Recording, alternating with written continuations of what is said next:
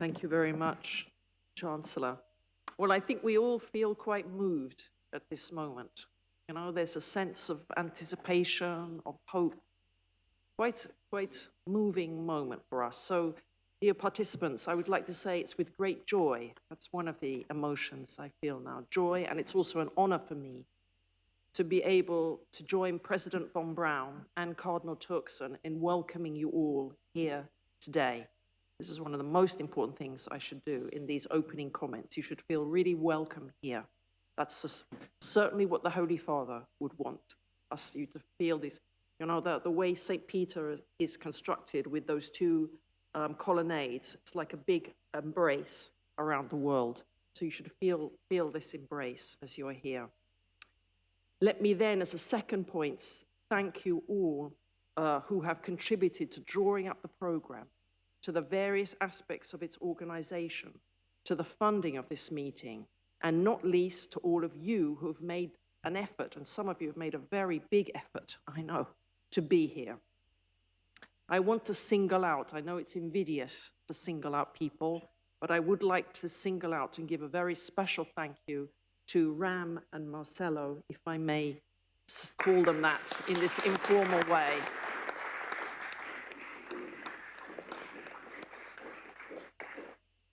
I'm so happy to hear this spontaneous reaction on your part too. It really has been, well, the words run out. Outstanding, I mean, would be one of the words to describe the effort that they have put in to putting this meeting together. So many thanks to you all.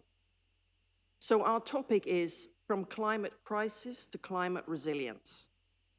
And it's the latest stage of a long-term project on integral ecology between the two academies that has become an ever higher priority for us. Our first joint meeting on these crucial issues was in 2014, when as social sciences, we dedicated a plenary, which is the most important meeting we have every 2 years, to this topic, and we were joined by the Academy of Sciences on the topic Sustainable Humanity, Sustainable Nature, Our Responsibility.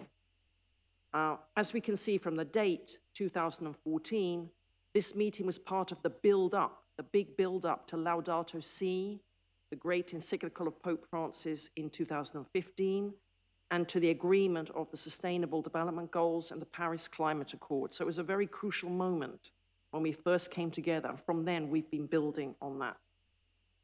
Now, from the perspective of our meeting today, it's interesting to note that in the 700 plus pages of the acts of that meeting, covering very important issues and many issues, the word resilience only appears 6 times, and not in very important places.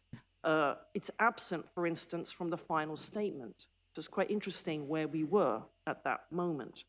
Nevertheless, the work published in the Acts of the 2014 plenary provides a detailed theoretical and ethical framework that supports the practical and policy-oriented approach of our meeting today.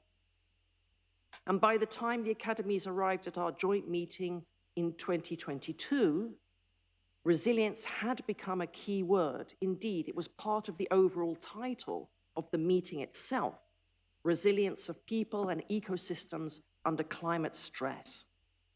In the final statement of that meeting, the key recommendation is to build resilience on 3 pillars: mitigation, adaptation, and transformation. And this threefold model, with the last element now slightly modified to societal transformation, allowing the adoption of the elegant acronym MAST, with the beautiful image that you've seen associated now with the protocol that you've been discussing, picked up now, that structure picked up in the protocol itself, which has been, as we said, extensively discussed with you before this meeting. So, we have all come here to Rome. We're in the middle of Rome. Of course, it's mostly because we wish to encounter Pope Francis and to encounter each other. But reflecting on that point for a moment allows us to connect this fact with the importance of place and of a place-based approach to our topic.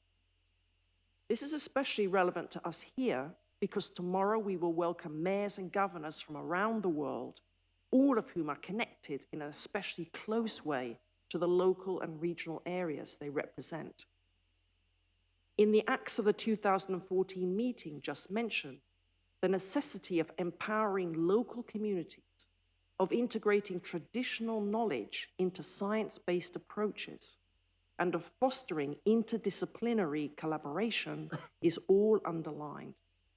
All of this is essential for enhancing climate resilience at local levels. This aligns with the same text advocacy for using local and indigenous knowledge, ensuring that climate adaptation strategies are both effective and respectful of traditional practices. Moreover, the acts of the 2014 plenary promote ethical and equitable approaches to environmental challenges, guiding us towards developing policies that prioritize the needs of the most vulnerable. They advocate for adaptive governance, encouraging dynamic policy frameworks that respond effectively to new climate challenges. This approach supports the creation of integrated, sustainable development policies that balance economic growth, social inclusion, and environmental protection.